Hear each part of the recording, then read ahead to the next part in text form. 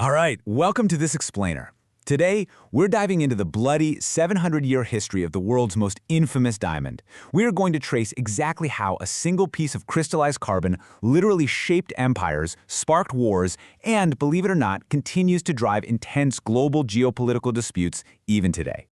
So, get a load of this quote. It warns that whoever owns this diamond gets the world, but also all of its misfortune, and that only God or a woman can wear it safely. It sounds like something straight out of a fantasy novel, right? But as you're going to see, this isn't just some spooky campfire story. It is actually a remarkably accurate summary of the diamond's dark, chaotic footprint through history. What's truly staggering right off the bat is the sheer epic scale of the diamond's geographical journey. We're talking a path that spans over 10,000 miles. It started deep in the Golconda mines of India, shifted across the vast landscapes of Central Asia through Kabul and Lahore, and eventually crossed the oceans to end up in the Tower of London. Really, tracking this diamond is basically tracking a map of historical conquest. To keep us on track, because this gets wild pretty fast, we're going to highlight the key ownership changes across the centuries. We'll be tracing this timeline from its murky origins in the 1300s, right through the magnificent Mughal era, into the violent Persian conquest, over to the proud Sikh Empire, and finally landing at the highly controversial British annexation in 1849. Okay, so our story kicks off in India's Golconda mines. For centuries, this specific region was the absolute exclusive source for the world's finest diamonds. The Koh-i-Noor is what gemologists call a Type 2A diamond. That means it represents less than 2% of all natural diamonds on Earth. They have practically zero nitrogen impurities, giving them this exceptional, glassy transparency. It was likely sifted from river sands sometime between 1100 and 1300 AD, and that pure, flawless beauty quickly attracted the greed of emperors. To really wrap your head around how valuable this was, look at what happened when it entered the mighty Mughal era as a spoil of war. In 1526, Emperor Babur, the guy who literally founded the Mughal Empire, wrote that this single diamond was worth half of the daily expense of the entire world. I mean, think about that for a second. It wasn't just a shiny rock to them, it was the ultimate symbol of divine sovereignty. Now, the Mughals actually preferred colored gems, like rubies and emeralds, but the diamond still peaked as a powerful symbol of their divine right to rule. In 1628, Shah Jahan, yes, the exact same emperor who built the Taj Mahal, commissioned the legendary peacock throne. It took 7 whole years to build, and get this, it cost 4 times more than the Taj Mahal itself. And right at the very top, lodged directly in the head of a gemstone peacock, was the Koh-i-Noor. Of course, when you flash that kind of magnificent wealth, you paint a giant target on your back. Moving along our timeline, this kicked off an era of rapid-fire, chaotic ownership changes fueled entirely by blood and conquest. In 1739, the Persian warlord Nadir Shah invaded Delhi, and the diamond was violently bounced from Persia to Afghanistan before eventually ending up back in India under the Sikh Empire by 1813. But here's the crazy part. How did Nadir Shah actually get his hands on the diamond during that 1739 invasion? Well, the story goes that he systematically looted Delhi and took the peacock throne, but the great diamond was nowhere to be found. Legend has it a spy tipped him off that the Mughal emperor had it hidden inside his turban. So Nadir Shah cleverly proposed a traditional turban exchange to, signify peace. The Mughal emperor was totally trapped. He couldn't say no without starting another bloodbath, and so the hidden gem was reluctantly handed over.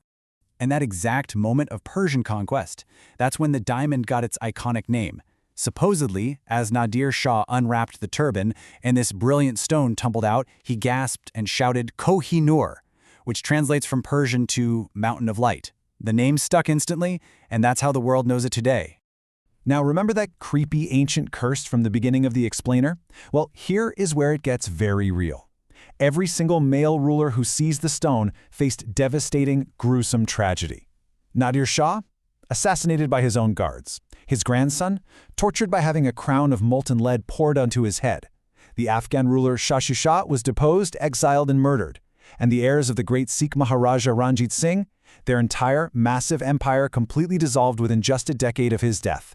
Which brings us to the 1840s and a highly controversial turning point in our timeline. Following Ranjit Singh's death, the region descended into total chaos. The First Anglo-Sikh War ended in 1846, and by 1849, the rapidly expanding British East India Company successfully annexed the Punjab. This put the British in direct, powerful proximity to the Mountain of Light. And the British didn't just sneak in and steal it. Nope, they explicitly and legally mandated the transfer of the diamond as a spoil of war. Under Article 3 of the Treaty of Lahore, they forced Maharaja Duleep Singh, who by the way was only 10 years old at the time, to sign his sovereignty and the diamond away to Queen Victoria. So, the diamond finally arrives across the ocean in London for the 1851 Great Exhibition, and, well, it was a total letdown. The Victorian crowds were severely disappointed. You see, the diamond still had its ancient Mughal rose cut, which was all about preserving the size of the stone rather than maximizing internal reflection. So to a British public expecting a blinding spectacle, it looked like, quote, a piece of common glass. Ouch. To appease those European tastes, Prince Albert decided the ancient stone needed a modern makeover, and the physical loss here is just staggering. They decided to recut it into an oval brilliant shape, which meant a massive 43% of the original ancient diamond was literally ground to dust. Only 57% of the stone remained. Today, a lot of historians view this as an act of cultural vandalism that permanently erased the diamond's authentic Asian heritage.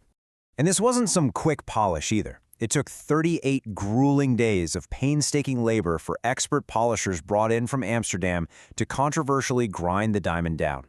It went from its historical 186 carats down to its current weight of 105.6 carats. It finally had that dazzling sparkle the British public wanted for sure, but it came at a massive historical cost. Now, about that curse. Once the diamond was recut, the British monarchy actually paid attention to the legend. Heeding the ancient warning that male owners face absolute ruin, the monarchy has made sure that since 1852, the Koh-i-Noor has exclusively been worn by female royals. We're talking Queen Victoria, Queen Alexandra, Queen Mary, and Queen Elizabeth, the Queen Mother. And you know what? Unlike the assassinated and tortured kings of the past, these women all lived remarkably long, prosperous lives. It seems they were protected by the very rule of the curse. Fast forward to today. The diamond is currently sitting heavily guarded behind bulletproof glass in the Tower of London, officially part of the British Crown Jewels. But the drama? It is far from over. Multiple nations are aggressively fighting for its return right now, making it one of the most complex, fiercely debated cultural heritage disputes on the planet. When we break down the modern geopolitical claims, you can see just how tangled this web really is. India points to its source origins and calls it colonial plunder.